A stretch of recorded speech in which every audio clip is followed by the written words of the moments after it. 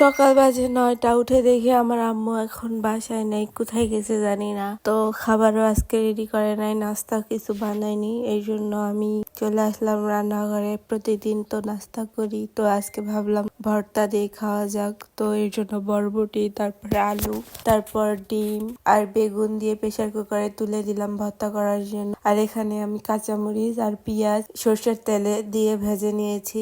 সর্ষের তেল দিয়ে ভাজলে ভর্তাটা আরো বেশি মজা হয়, এর জন্য। আর কাঁচামরিচ, আমরা শুকনো মরিচ খাই না। এরপর আমি আর আমার বর দুজন মিলে ভর্তাটা বানাই নিলাম। এরপর আমরা ভাত খাবো। আর সকাল সকাল থেকে এরকম গরম গরম ভাত খান, অবশ্যই কমেন্টে জানাবেন। আমরা প্রতিদিন ভাত খাই না, রুটি খাই, কিন্তু আজকে আম্মু নাই, এর জন্য আমি ভাবলাম আজকে একটু ডিফারেন্ট কিছু খাই। তো ভর্তা দিয়ে ভাত খাইতে কিন্তু আসলে অনেক মজার হয়। আর আমার বড় অনেক খুশি হয়ে গেছে, সে নিজেই আজকে ভর্তা বানাইলো আমার সাথে, আমাকে হেল্প করলো। আর ভর্তাগুলো অনেক মজা হয়েছে।